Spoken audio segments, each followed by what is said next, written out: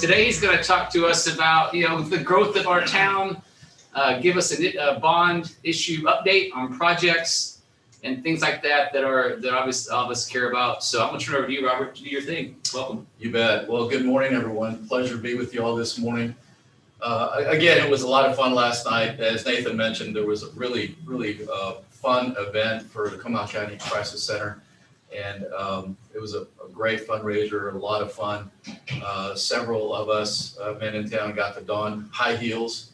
A first for me, just so that everyone knows, that was certainly a first for me. I've got to give thanks to Gretchen Ruhr, who last night gave me some tips on how to walk in high heels. And that, again, is a true example of the partnership between the city and MBU and how we help each other no matter what the project is. So thank you, Gretchen. I appreciate that. This morning, just like to quickly go through I'm calling it the condensed version of the state of the city. So if you've seen the state of the city, sorry, you can go ahead and tune out and do something else. But we have got, I really want to talk about two things this morning. One is the growth in our community, as well as give you a quick update on our bond project. So we'll go ahead and get started with the presentation. And I'm going to get to do this throughout the presentation. I'm going to say, next slide, please. And I think that it's important. I think it's important to, and essentially what I do with every presentation that I do, whether it be a presentation like this or a presentation to homeowners association or at a public input meeting or some civic group, I talk about the growth in our community. I think that's important because it puts a lot of the things that we're doing into context about why we're doing some things. And certainly as you travel across our community, you'll see that growth occurring all throughout our community. It's quite exciting to be in New Braunfels right now. Next slide, please. So let's talk about that growth in population. We are the third fastest growing city in the country. The U.S. Census Bureau did an analysis of the 15 fastest growing cities from April of 2010 to July of 2019. And again, we ranked third on that list. When you look at the growth in population from 2010 to 2019, we grew by about 32,000 people within that 9-year period. That's an average of about 3,500 new people coming to our community each year.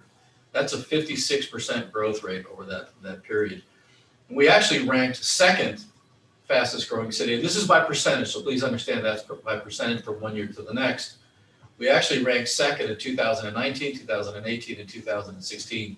When you look at the chart to the right-hand side of the presentation, again, it lists the 15 fastest growing cities in the country. You'll see us ranked number 3. But when you look at that top 15, 6 of those cities are actually cities in the state of Texas. 5 Texas cities are within the top 5 fastest growing cities in the state. We did demand a hand recount on Frisco's population. Waiting on results from that. We're waiting on the results from that.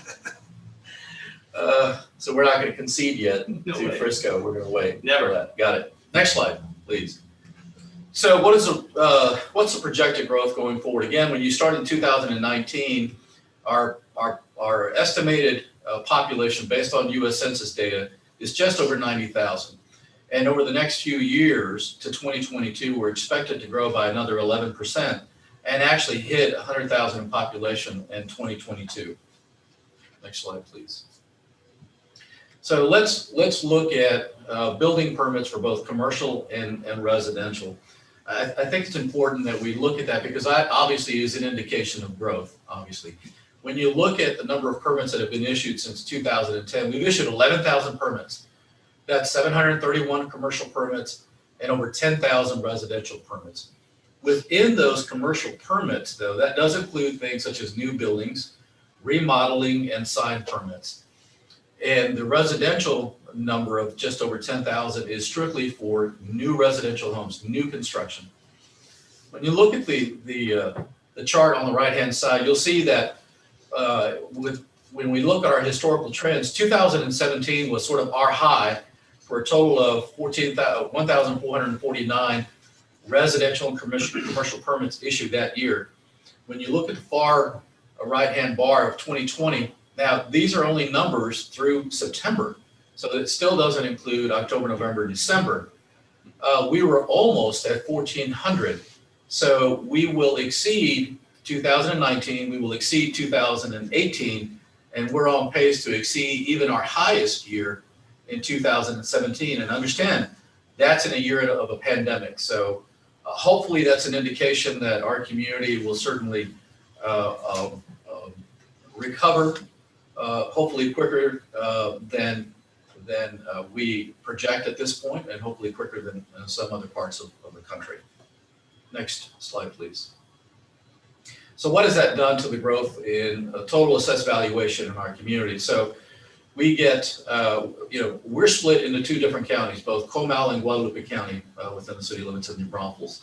And when we look at the total assessed valuation in 2010, which was 3.9 billion, to today, our total valuation is 9.4 billion. We've actually grown by 5.5 billion in a 10-year period. And that's growth in both new and existing value. Next slide, please. So let's focus in on residential permits. Just for this fiscal year alone, and when I say fiscal year, it's October through September of the following year, okay? We actually had about 1,500 permits submitted, issued about 1,900. Now you wonder, well, wait a minute, you didn't have that many submitted. Remember, some were submitted in the previous year, but not issued until this fiscal year, and so forth and so on. But to give you an indication of kind of some perspective on that number with regards to 1,868 permits issued, we actually issued 877 the prior fiscal year.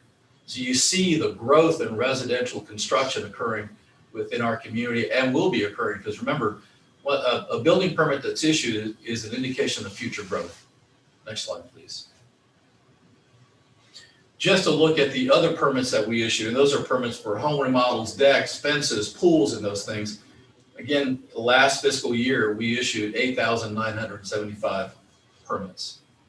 Next slide. We put together this heat map to show where that growth, that residential growth, is occurring throughout our community. Again, this is plotting data from January through September of 2020, and you'll see the hot spots. And certainly bright red being the Goodwood-Conrads Lane area, but you'll also see that we're experiencing growth throughout our community. So again, you can drive anywhere in our city and see some type of construction, whether that be residential or commercial construction occurring. Next slide, please. Okay, now we're going to focus in on commercial permits. So for fiscal year 2020, 472 permits issued.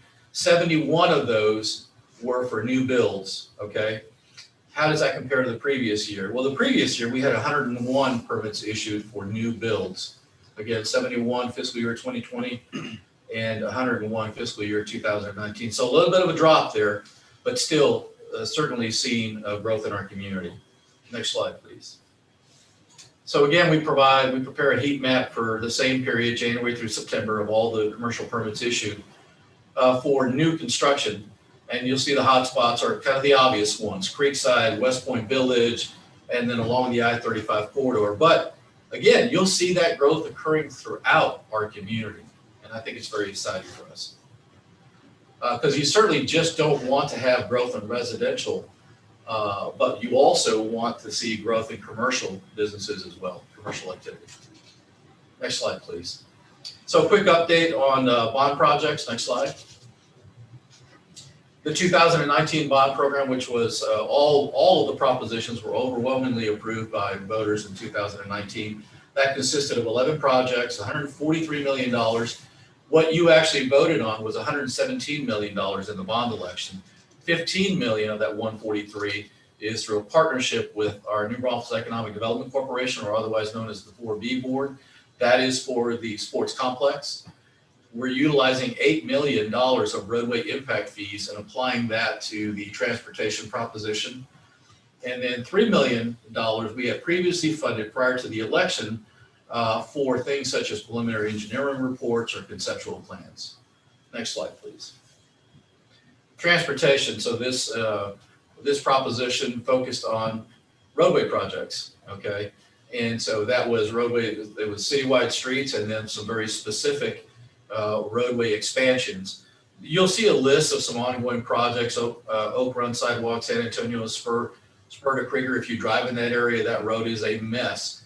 But that was really a great partnership between the city and NBU. NBU actually replacing some aging infrastructure. We then come in afterwards and redo the entire street, as well as trying to build sidewalks in that area. We're trying to focus on, when we do a street, if there is an opportunity, we're also going to install sidewalks. We have, a lacking sidewalk network in our community, and certainly a demand for more and more sidewalks in this growing community. And so we're trying to do our best to incorporate those into every project that we do, where it's feasible, of course.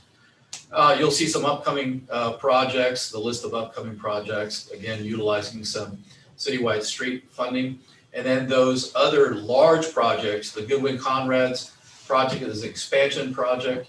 Goodwin from Loop 337 to Conrad's from Goodwin over to the I-35 access road. Klein Road Phase 2, that's taking Klein Road from Walnut over to 725 and continuing what is the Phase 1 project, which is Walnut to FM 1044. Barbarossa 306 extension, that's on hold pending some additional funding. We are actually conducting a preliminary engineering study right now for the expansion of Barbarossa and Sour Lake from FM 1101 to 758, and then trying to straighten out that nasty S-curve that's on that roadway. That roadway is becoming a major corridor for our community, and so we're looking at preparing that project for a future submission to the MPO for some funding. The north-south collector, again, on hold pending some additional funding. Next slide, please. Just an example of some, you'll see some sidewalk projects here. So this is sidewalk. We actually redid the road on Curly and installed sidewalks on Curly. The next one is California Boulevard. We actually redid the roadway from Loop 337 to down the hill into Landa Park and installed sidewalks from Landa Park all the way to Loop 337 to make that major connection to the sidewalk network that is being built with the Loop 337 project. One of the other projects is a continuation of the California Boulevard project.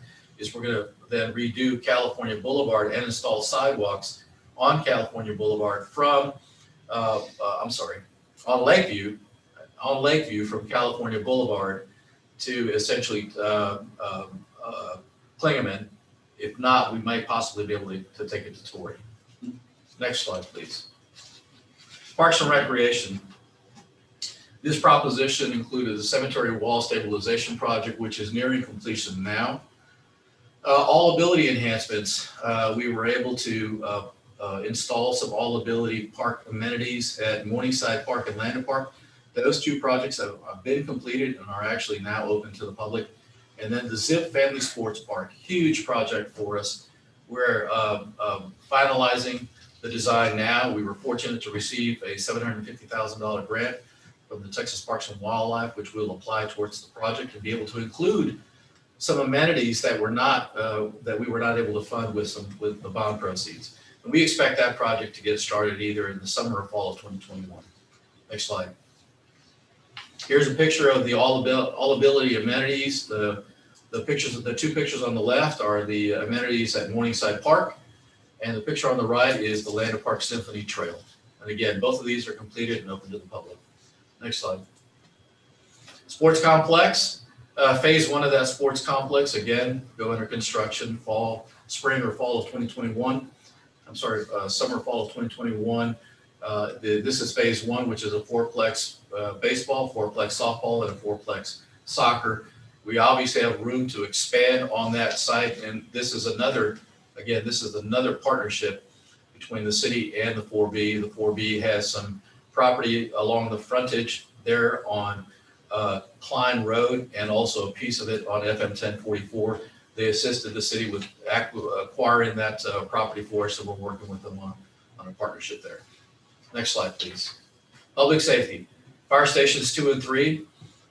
Those have actually been, the designs completed. We've actually awarded those contracts to site of construction on both Fire Station 2 and Fire Station 3. We held the groundbreaking ceremonies already, and those projects have actually kicked off. The police department building, we issued a competitive seal proposals. Essentially, we went out to bid on those on October 1st. We're actually interviewing some top firms now, but that project came in within budget, so we were very excited about that. We were a little concerned about what construction pricing may be during the pandemic, and we were very fortunate to get all of those bids within budget. We anticipate that project may start in January, February of next year. That's also, and then we're also working with the committee to finalize the images on the Veterans Memorial. Next slide. Renderings of Fire Station 2 and 3. Fire Station 2 being currently Fire Station 2. The current Fire Station 2 is the one next to Pilot. That will then be relocated to property that we purchased from TxDOT off of Water Lane. Fire Station 3 is the one over by Green Harley Davidson. So we're demolishing that building and building on that current site. Next one. Rendering of the police station.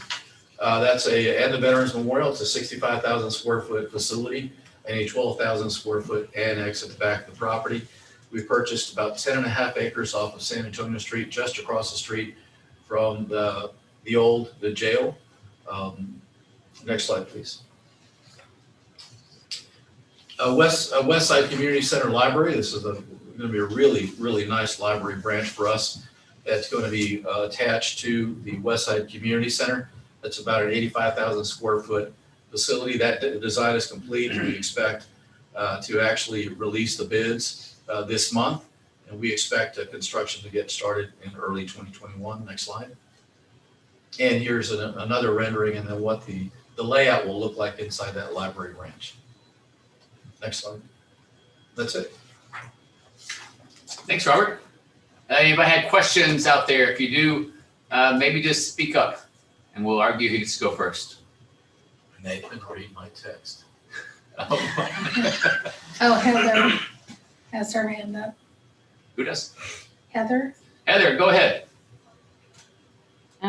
If I raised my hand, I didn't mean to. Sorry. Well, I Did that actually. received a question from Gretchen. She said, Robert, what kind of cookies do you like? She will bring them by this afternoon. I'm kidding. That's not what she said. Oh, I was going to throw it out there.